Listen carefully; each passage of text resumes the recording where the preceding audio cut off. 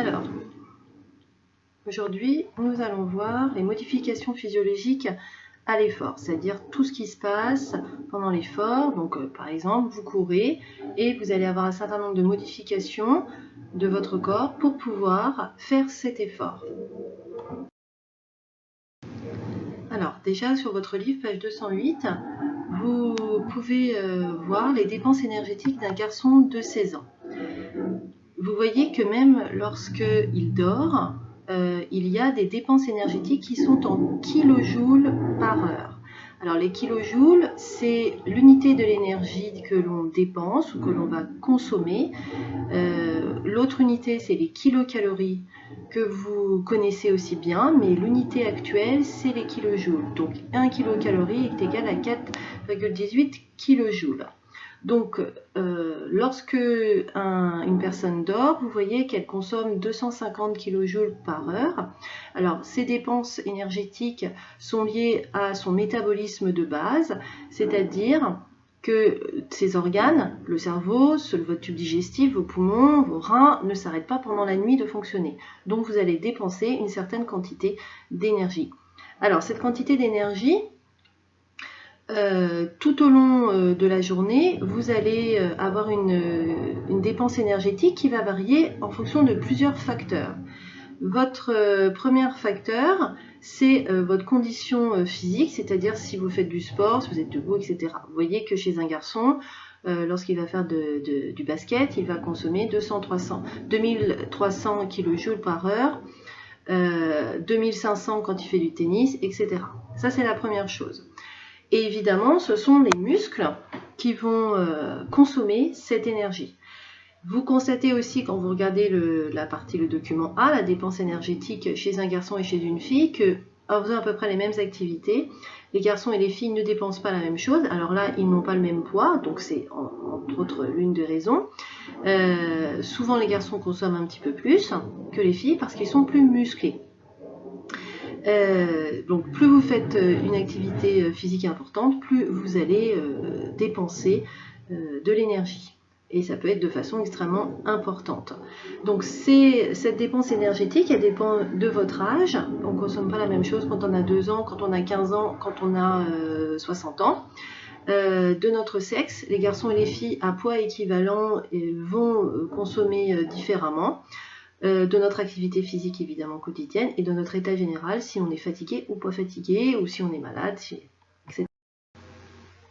Donc toutes nos questions vont se baser sur comment l'organisme parvient-il à subvenir à ses besoins énergétiques lors d'un effort physique. Alors ces besoins énergétiques, la première chose qu'il va falloir se poser, c'est d'où est-ce qu'on tire cette énergie. Vos muscles, ils fabriquent de l'énergie, mais d'où est-ce qu'on les tire?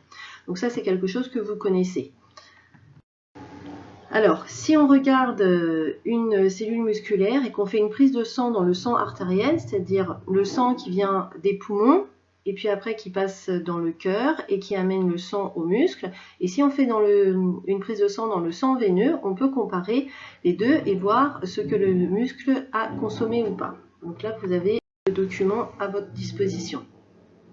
Alors, on regarde deux facteurs. Le glucose, je vous rappelle, c'est un sucre, ça finit en ose, donc tous les oses finissent en sucre, le glucose, le maltose, le galactose, etc. Et le dioxygène.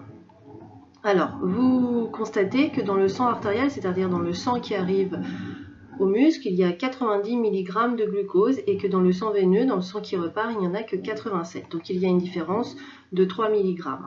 On constate la même chose pour le dioxygène, c'est-à-dire qu'il y a une différence de 3,5 ml d'oxygène pour 100 ml de sang.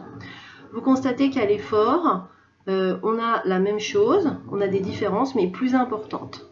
Donc 10 mg, il y a une différence de 10 mg de glucose et de 10,5 de dioxygène. Il y a donc moins de glucose et d'O2 dans le sang veineux, c'est-à-dire qui sort du muscle. Donc ce muscle a donc prélevé, il a consommé le glucose et le dioxygène. Donc deux sources, les nutriments dont le glucose qui viennent de votre alimentation, qui sont récupérés au niveau de l'intestin grêle et après qui vont passer dans le système sanguin, et le dioxygène que vous récupérez au niveau des poumons.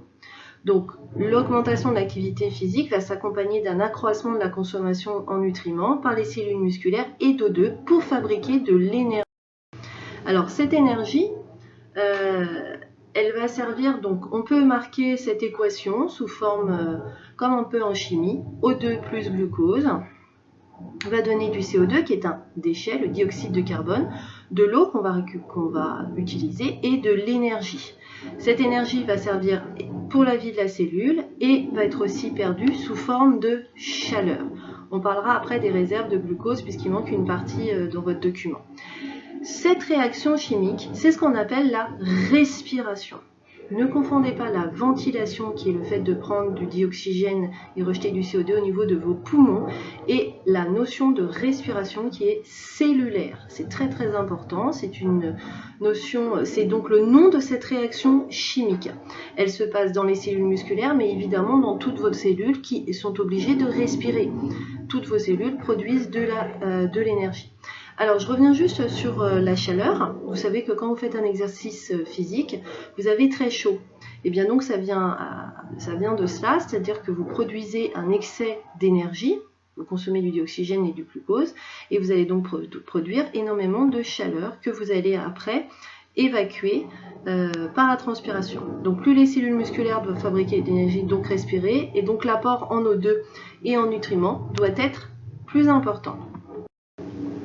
Donc là, vous voyez que si vous prenez votre livre page 209 si on enregistre la chaleur libérée par la peau avant et après un match de squash, vous constatez que après, donc la photo de droite, les zones sont plus chaudes et les zones sont rouges parce que la personne a consommé de l'oxygène et des nutriments et a fabriqué de l'énergie. Donc une grande partie, 80% de l'énergie que vous fabriquez est perdue sous forme de chaleur. Alors c'est pas vraiment tout à fait perdu puisque votre corps doit rester à 37 degrés et quand il fait très froid dehors, eh bien qu'est-ce que vous faites? Vous sautillez, vous essayez de bouger, vous essayez de fabriquer de l'énergie et donc de la chaleur.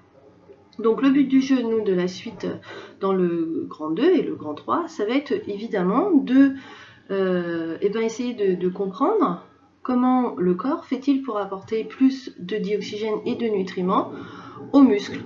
Et aux muscles qui demandent, parce que si vous faites un exercice physique des jambes, ce n'est pas les muscles de vos bras qui sont demandeurs. Donc comment on fait pour amener de façon spécifique du dioxygène et des nutriments à ces muscles qui sont en train de travailler. Et on verra ça après tous ensemble en cours. Donc maintenant, vous allez reprendre le PowerPoint, marquer les choses les plus importantes que je vous ai mis dans le PowerPoint qui sont en rouge à la fin de chaque diapo. N'oubliez pas de marquer les pages de vos livres.